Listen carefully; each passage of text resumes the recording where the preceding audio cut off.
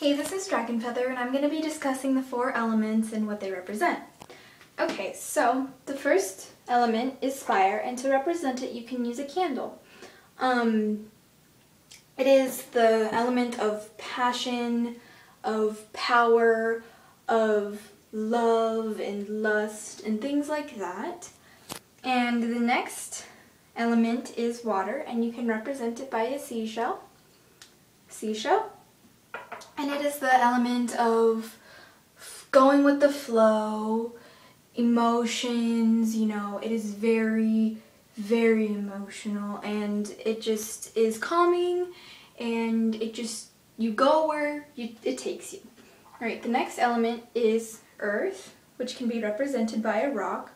This is one that I found at my school, which is amazing energies come from that little guy. And you can obviously use a rock, some dirt, some grass, whatever, to represent it. And it is the element of stability and logical thinking and, things like that. Just stability, logical thinking, yeah. And then the next and last element, or sort of last element, is air, and you can use it by a feather, represented by a feather. And it is the evasive element. It is obviously hard to, you can't actually see it. Like, see this is air.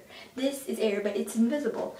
And it's evasive, it's creative, and it's innovative. So that's what the 4 elements are, and what they represent and what they mean. There's also the last element, which is spirituality, spirit, or ether.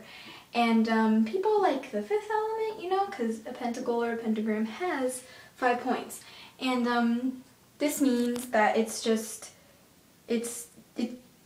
to represent it, people use like their goddess statue, their god statue, and most people I know use amethyst to represent it, because amethyst is cheap and it's a beautiful stone, and that's what they use.